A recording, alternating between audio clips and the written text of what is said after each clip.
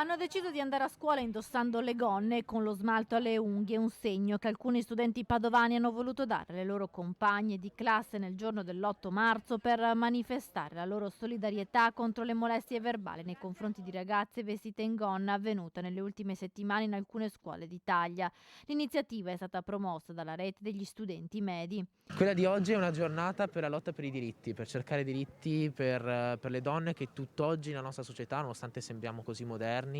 hanno problemi di discriminazione continue, sia per quanto concerne la vita lavorativa che per quanto concerne la vita di tutti i giorni. Infatti capita spesso oggi che le donne vengano discriminate per strada, vengano aggredite, vengano molestate. Ed è proprio per la solidarietà nei confronti delle donne che vengono molestate sia per strada che anche nell'ambiente di lavoro, che per noi studenti è la scuola, abbiamo deciso noi ragazzi di indossare la gonna per cercare di metterci un pochino nei loro panni. L'8 marzo non può più essere il giorno delle mimose e basta, dicono gli studenti come Matteo del liceo Fermi di Padova, ma il giorno in cui i giovani decidono di parlare di temi legati alla condizione delle donne, al divario retributivo di genere e alla violenza che purtroppo avviene quasi quotidianamente. Tutti in gonna perché la gonna è un simbolo per essere uniti nella lotta per i diritti, una lotta che parte dai banchi di scuola per educare anche le vecchie generazioni. Mi ha fatto molto piacere perché penso che sia un gesto di solidarietà in questo giorno importante come l'8 marzo. Non è una giornata di festa, non deve essere Non è una giornata di festa assolutamente, è una giornata per ribadire che bisogna continuare a lottare